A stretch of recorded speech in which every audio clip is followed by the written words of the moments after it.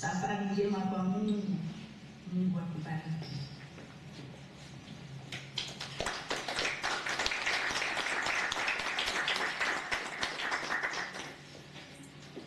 Alors nous avons reçu aussi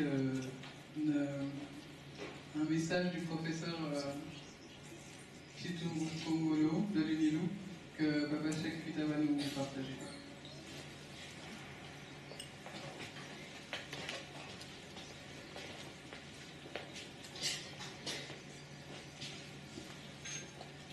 Je suis de la génération de ceux qui étaient étudiants quand Moudimé était professeur à l'université de Lubumbashi. Et je vais lire un hommage rédigé par quelqu'un de ma génération qui a aussi préfacé certains de mes livres. Il s'agit du professeur Antoine Chitungu Kongolo, qui est actuellement professeur à l'université de Lubumbashi, comme le professeur Digo qui est devant nous là. Hommage à Valentin Yves Moudimé, prince de l'esprit et maître de la dissidence. La pensée de Valentin Yves Moudimé fascine et déroute à la fois par sa profondeur et sa formulation. Dresser le tableau intellectuel des outils forgés par Valentin Yves Moudimé tout au long de sa longue carrière d'académicien aux facettes multiples constitue une tâche malaisée. Philologue et linguiste de formation, il a en polymathe avéré converti ses connaissances acquises dans la diversité des disciplines scientifiques pour une noble cause, la refondation des sciences sociales et humaines en Afrique. Trop marqué par le fait colonial, pour lui, ordre du pouvoir et ordre du discours ont inventé l'Afrique. Cependant, sa démarche va au-delà. Elle postule et travaille pour l'avènement des discours scientifiques libérés de la libido scientie des conquérants partout dans le monde. Après s'être livré à une monstration de la dépendance épistémique liée à la bibliothèque coloniale qui a servi les desseins politiques de l'Occident, il débouche sur une forme de sagesse qu'il nomme la gnose. Sa trajectoire est l'exemplification même de la dignité de l'intellectuel face aux détenteurs du pouvoir, enclin à lui mettre de l'école au cou afin de la servir à leur dessein, contre les espèces sonnantes et trébuchantes ainsi qu'un chapelet de privilèges. Moudimé a choisi, à rebours des intellectuels organiques, de servir la science et la culture dans un contexte dominé par la pensée unique des autocrates prétendument éclairés. Il dut se résoudre à quitter son pays, contraint à l'exil, par son refus de se compromettre avec une dictature liberticide. Des sciences africanistes qui pêchent par là le déclassement de l'autre. Il se dégage de son parcours qu'il ne fut pas un fleuve tranquille, moult leçons qui sont autant de ferments pour la déconstruction des savoirs élaborés par l'Occident afin de conquérir le monde, asseoir sa domination et la pérenniser au prix de la réification des populations et des territoires conquis. Cette libido dominante marque de son sceau les sciences africanistes nourries d'eurocentrisme et qui se donne pour l'autre et son inscription dans les marges de la sauvagerie et du primitivisme.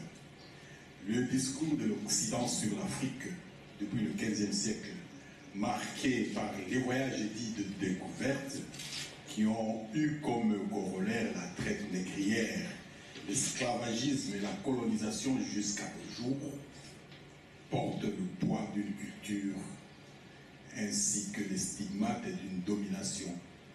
Moudimé, dans une entreprise gigantale, dénonce et mine l'emprise de ces legs sur les consciences africaines. Cette masse d'écrits forme la bibliothèque coloniale qui, au fil du temps, aura forgé, accumulé et cristallisé des stéréotypes, des représentations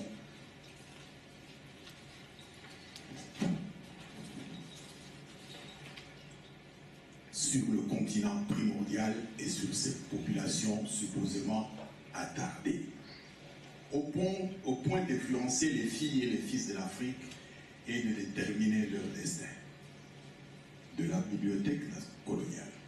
C'est dans le champ des savoirs que Mudimbe a mené son combat, usant des armes miraculeuses de l'esprit, en faisant de la rigueur scientifique le graal de sa quête et du magistère critique l'instrument d'une créativité stimulante qu'il a porté toute sa vie durant à questionner les certitudes lumières établies. Homme des sciences, il est aussi artisan du verbe, pédagogue de la liberté et maître de la dissidence. Le concept de bibliothèque coloniale forgé par les illustres disparus conduit au cœur même de sa quête du renouvellement des savoirs portant sur l'Afrique. Un continent inventé, selon lui, par des écrits européens. Une bibliothèque qui a fait du continent primordial un foyer de la barbarie, un royaume de superstition, une terre recouverte de ténèbres épaisses et d'ignorance. Pour Mudimbe, la bibliothèque coloniale a péché par sa tendance à figer les cultures africaines et à muséifier l'Afrique.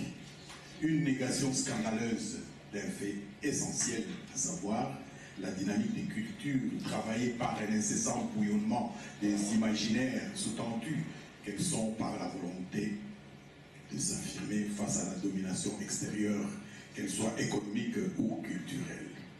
La bibliothèque coloniale est le symbole même du déni de l'Africain, pour ne pas dire de l'autre. La lecture de la bibliothèque coloniale à laquelle se livre Mudimbe se veut systématique et critique. Elle dénonce le fait que l'Occident s'est pensé et continue à se positionner comme le lieu de production et de validation des savoirs. Cette bibliothèque est à dépasser pour un renouvellement véritable des sciences sociales et humaines dans le monde.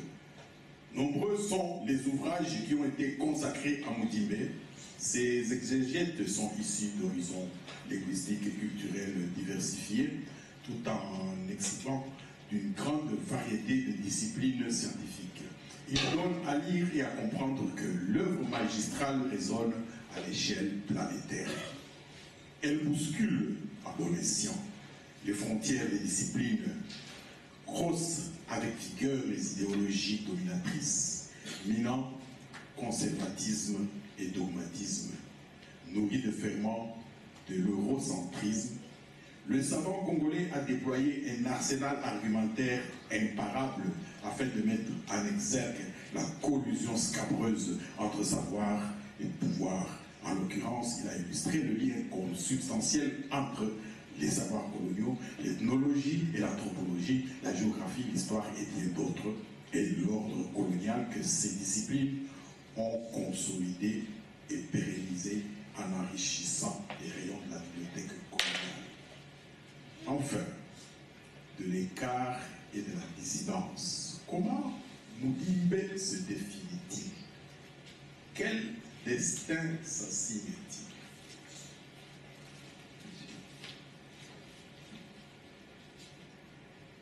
En prenant la plume, quelles sont les spécificités de sa pensée? L'homme, comme beaucoup de classiques, n'a pas dérogé à la tentation de dresser son autoportrait. Ne se revendique-t-il pas comme un être à l'écart? La notion d'écart jalonne littéralement son œuvre. Elle dissémine dans ses romans, dans ses poèmes comme dans ses essais. Elle en est certainement un élément unificateur, une trame rouge, un leitmotiv, une clé de sa musique personnelle sans laquelle l'interprétation de sa démarche risque l'incohérence et corollairement l'insignifiance. Le paradigme de l'écart exprime selon moi la possibilité de se mouvoir loin des relents du conformisme, de manifester sa méfiance ainsi que sa défiance à l'égard des discours dominants dans l'écosystème intellectuel et vis-à-vis des consensus et des allégeances non établies sur la base de la rationalité. Plus fondamentalement, en encore, il s'agit pour Moudimbe de revendiquer haut et fort la dissidence. Il refuse de faire sienne des connaissances élaborées par d'autres, en l'occurrence les savants européens, selon des critères qui leur sont propres sur l'homme noir et sur l'Afrique. Les discours de l'Europe sur le continent primordial ont procédé sur plusieurs siècles à l'invention de l'Afrique. Leur corpus gigantesque charrie représentation et images négatives, hypostasiées, néanmoins consacrées comme de vérités scientifiques. Leur emprise est telle que même les sujets africains en sont marqués au point de ne plus pouvoir s'en démarquer à l'aune d'une dépendance lourde de conséquences tant sur le plan culturel, économique, social et épistémologique. Le mythe moudimbéen de l'ascenseur sonne comme une parabole de cette dépendance qui nous colle à la peau et dont il est urgent de se défaire pour ne plus être relégué dans les marges de l'Occident. Dès lors, la dissidence n'est nullement un luxe, mais plutôt une arme efficiente pour débusquer les traces idéologiques qui entachent les sciences africanistes et en sus pour identifier avec certitude ce quelque chose d'autre qui se cache sous les discours qui ont porté et portent sur nous, Africains.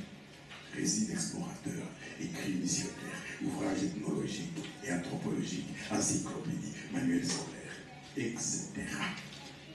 Valentin Yves Moudimbe lègue aux chercheurs tant du Sud que du Nord des paradigmes à même de leur permettre d'acquérir des outils d'analyse pour une production scientifique débarrassée des tropismes pervers, de la reproduction des grilles d'interprétation héritées du passé, idéologiquement marquées mais scientifiquement branlantes.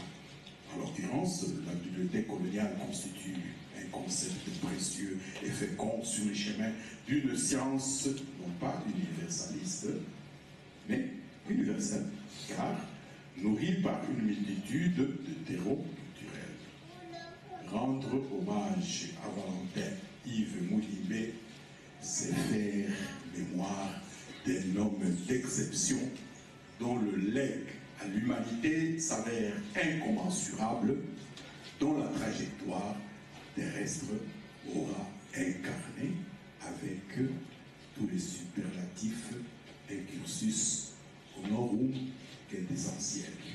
C'était l'hommage du professeur Antoine Chitongo de l'Université de Lubumbashi, lu pour vous par Jacques Fita.